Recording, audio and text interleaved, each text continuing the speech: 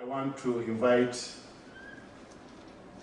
the country director of TPO to say a few words, especially about this curriculum. Already we have had a lot, but since he has been at the steering wheel of coming up with this document, it is pertinent that he says a few words.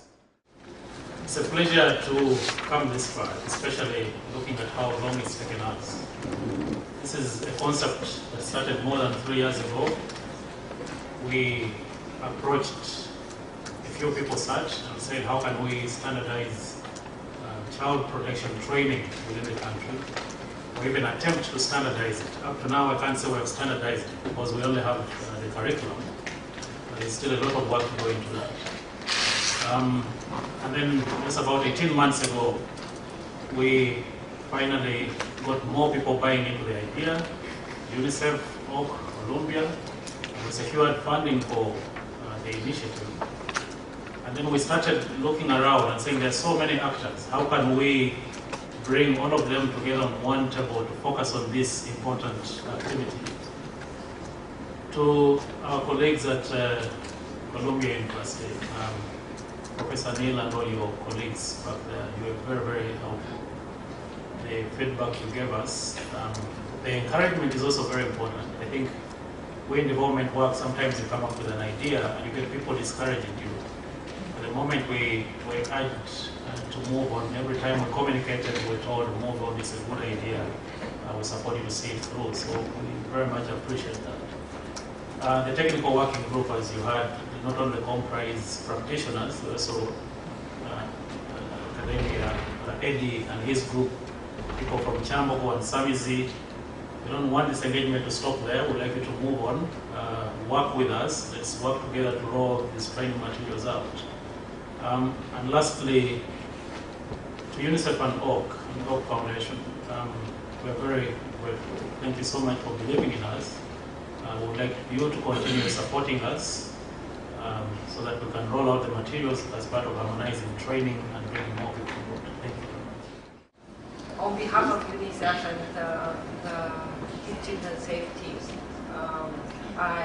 we are very happy that we see that at the end of so many months there is a very good product. It's a product that doesn't belong to TPO or to UNICEF or to an NGO, but really belongs to all of you. Yes, the process doesn't stop here. UNICEF remains committed to provide support, both in terms of financial support and technical support, to see that the national curriculum now is used. And definitely would like to see to its, on the field, that something is changing in the situation of children, because the workforce here, the social workers, the probation officers, and you name it, are better equipped to deal with the cases of children. Thank you. And I would like to call upon Oak Foundation. I would like to thank TPO again, UNICEF, Columbia University, and the government for their support and commitment. Oak Foundation, when we started funding in Uganda, we looked at, how do we support child protection initiatives in this country? So we have been working in different initiatives, and we've been really trying to understand what we're doing here in Uganda, in Tanzania, in Uganda, in Ethiopia. And most of the time what we have seen is that the fund we have given to Uganda program really making a difference. And this is one of the examples that the development of this training manual, which we hope will be used in other countries as well, this country. And we hope to continue working, and we're already planning, funding the rolling out of this training manual and work through the child protection working group. And also supporting other initiatives like the professional, social work professional associations to be part of this development. I've already commented on this wonderful leadership initiative around a national curriculum program here in Uganda. It's the first that I know of that's been put forward in this particular way. And it's it's a leadership example not only within your country but beyond your borders. We've shared it, for example, with the University of Indonesia that is going through a similar sort of exercise, and also Open University in Sri Lanka.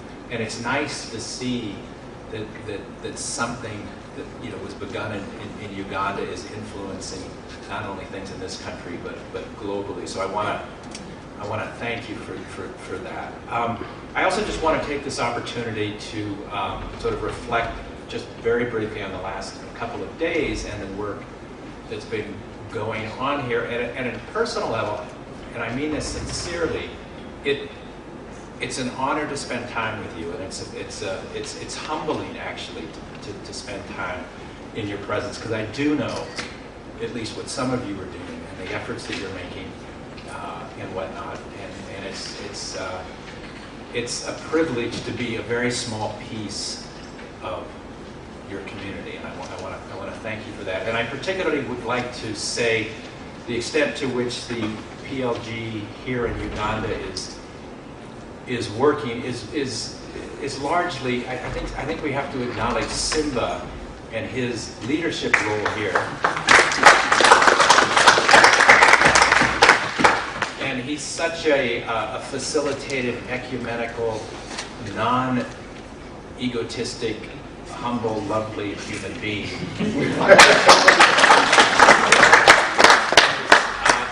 It is an honor to know you and to be a friend of yours. Thank you. Simba, thank you. Thank you so much, Professor.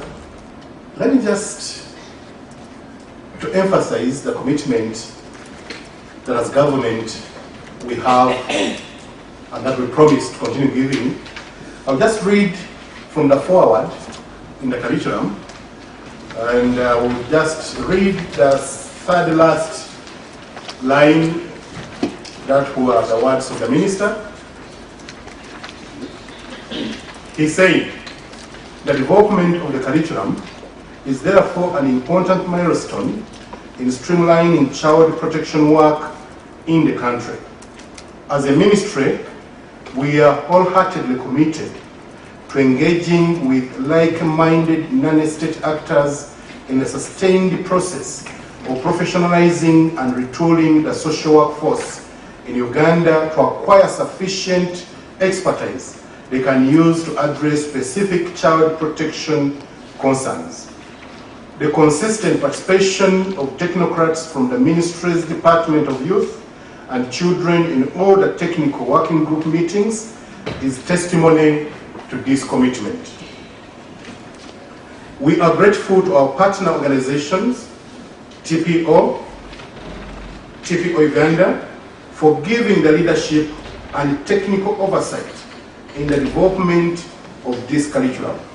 We are also grateful to members of the technical working group who included practitioners, academics, and colleagues from the Department of Children and Youth who worked tirelessly to put these materials together. My final appreciation goes to the Oak Foundation and UNICEF for providing the financial support to this project. We hope you find the following curriculum valuable and informative for the development of child protection capacity within your organization and among those with whom you interact for the betterment of the lives of children. I don't think I would have had a better statement than the statement of the minister, which is within the curriculum.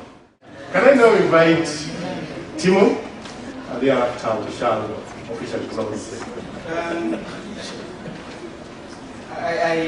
On my own behalf, I just want to thank each and every one of you for coming to this event. I think from our perspective, the attendance has been quite good. Taking off 2 days is not easy. So I just want to appreciate each and every one of you for making that commitment. And more importantly, your commitment to the issues that we have discussed. Thanks to Timothy and Irene, the PLG Secretariat is one person, and so Timothy has been working like 24 hours a day. So we were very grateful and very much. Thank you, Timothy.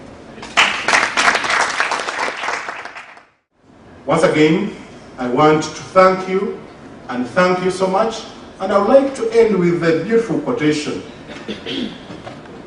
And it's from Maso Pabino. He says, the reason people find it so hard to be happy is that they always see the past better than it was, the present worse than it is, and the future less resolved than it will be.